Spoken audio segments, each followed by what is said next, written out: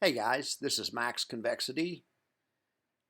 Welcome to the daily tracking error report. We're going to see how far these ETFs are lagging behind their underlying or not. Sometimes they don't, but generally they do. That's kind of the thing you do when you have a covered call. You're trading current income for future upside. So they're going to lag behind, but I'm trying to measure the ones that lag behind the least. All right, so let's look upper left. That is the S&P High Yield Complex, JEPY, JEPI, iSPY, SPY, XYLD. So they all did really well today. Well, not JEPI. I don't know what's going on with JEPI. It usually does really well. I love that fund. Okay, but the rest of them did really well today, and they outperformed. Now, this is a situation when covered calls do outperform and don't lag in a sideways market. And you can see on the SPX, it was only up 1/100ths of a point. That's the definition of a sideways market. So that is when covered calls will outperform. In a big bull market, they underperform. But anyway, so that is a great day for all of those guys except JEPI, and I'm sure there's nothing wrong with it. They use monthly options, not daily options. So from day to day, they have different variations than these other ones. But actually, actually, SPY and XYLD also use monthly options, but iSPY uses daily options. And that would make sense because iSPY and JEPY were up about the same amount. So that would make sense. XYLD was lagging because it uses monthlies. Monthlies aren't as good at creating income. They're better at creating upside, but they are not as good at creating income. So I guess that would jive. Let's go over here to the NASDAQ complex. We got JEPQ, QY, and QYLD, and FEPI. FEPI paid a dividend today, and if you were looking at the chart of FEPI, it looks like it was down. It looked like it was down, but $1.20 of that was because it was ex-dividend today, and the ex-dividend was paid, or the dividend was paid out of the stock price, of course. But anyway, when you back that dividend out, FEPI was actually up 82/100ths of a point. Unfortunately, FEPI's parent asset, which is a Selective FANG and Innovation Index, was up 1.74. Even though FEPI had a great day, it is going to be considered the laggard in this group. QQQY, it lagged a little bit, but it did the best. It lagged the least in this group. Let's just say that. That's why I gave it the green. All right, let's look over here at the Russell High Yield Complex. There's only two Russell funds, high yield funds that I know of, RYLD and IWMY, and they both put in a decent day. IWMY lagged a little bit less than RYLD. Once again, IWMY's Defiance fund, so it uses daily options. So actually, I take that back. There was a minus in front of that. Actually, IWMY outperformed. Actually, these both outperformed. Oh my gosh. I need to learn the difference between negative and positive, I guess. Actually, it deserves to be like that. All right. Well, anyway, good performance on the Russell. Good performance on all of them, really. Except JEPI. I don't know what the deal is with JEPI. Who knows? All right. Maybe it went ex-dividend today. I didn't even check. I'll check that later. Because JEPI usually is one of the top performers. Okay, now let's look at the single stocks. These are some of the Kurv funds, and I believe they're all of the. I think they're all of the YMAX funds. All right. So what do we have here? Tesla was a slight underperformer. Not too bad. Not too bad at all. NVIDIA was a definite underperformer.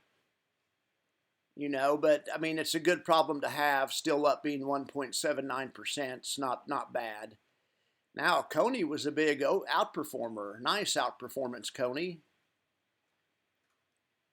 OARC was a big outperformer, a huge outperformer. That's a big difference right there. Nice job, OARC. OARC hasn't been doing too hot lately, so it needs all the help it can get. All right, AMZY was a big outperformer, 41% outperformance. APLY was actually a big outperformance also. Nice outperformance there. AMDY was disappointing today, even though it's still up 2%, and that's not bad, but nowhere near as much as his parent asset. And that's what we'd expect because these guys sell covered calls. That's usually what happens in a huge up market. Now, I want to show you one exception to this, and I don't know why this is. I don't think retire on dividends covers the in-fly trades, but in-fly managed to capture all of its parent performance and then some. You hardly ever see that, and I don't know if that's an anomaly, if people just got excited and were buying in-fly, and so there was more buyers and sellers, and it made the price go up more than it should have, maybe something like that, but that's something you usually don't see. You would usually expect if the stock's up 10 that the high yield asset might be up 3 or 4, you know, kind of like what happened to like AMD, you know, its parent company was up 5 or 6 and AMD's up 2. I mean, you know, that's typical. Like I say, it's a good problem to have an asset that's up 2%. But it's a really good problem to have an asset that's up 11% like in-fly today. All right, let's see, back to where we are. MRNY was a big outperformer. Nice job, MRNY. MSFO had a nice 40% outperformance. PyPy was, we're just going to call that even. FBY, that's Meta's parent, you know, Meta's parent asset. That was a pretty good size underperformer today, unfortunately. It's still up 1% though, to be fair. I feel bad putting red on these ones that are up 1% or 2. I maybe need to get another color scheme.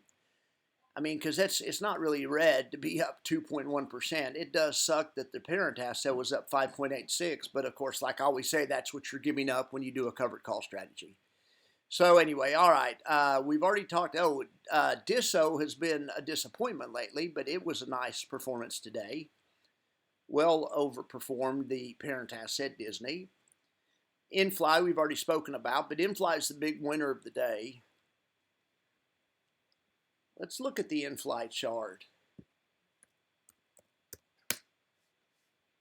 Wow, would you look at that? Well, that's the in-fly chart. Okay, well, that's impressive too, but I want to look at the Netflix chart. Holy cow. Oh my gosh, look at that. Wow. Now that's something else. Although if you look back at this part of the chart, there was a gap right here. A huge gap on the downside. I bet that was an earnings. I bet that was related to earnings. That was last January. We had that huge gap, and it took us a whole year for them to fill it. It looks like they just filled it last night, is what it looks like to me, right before the earnings. And then, boom, they announce earnings, and they freaking make another huge gap. So they always say go in the direction of the gap. So in other words, they say go in the direction of the gap unless it's filled pretty quick, whatever pretty quick means. So in this case, we would want to be bullish unless this gap is filled in the next couple of days. But that's a definite bullish sign. That's the market telling you it wants to go higher. Just like this was the market telling you it wants to go lower. And it sure enough did go lower. Right here's another big gap to the downside. And it went lower as well, too, for a while until it turned around. All right, that's enough technical analysis. Let's get back to the old tracking error report. All right, so we got Sky was a big outperformer. Even though it was down 3%, it was an outperformer. GUI was kind of an underperformer today, and XOMO was an underperformer, but still had a nice day. All right, guys, I'll be back with the tracking error report tomorrow night, and I'm going to have a better spreadsheet by then. Let me see if I can.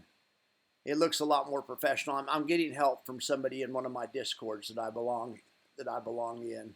This is what my work looks like, and that's what their work looks like.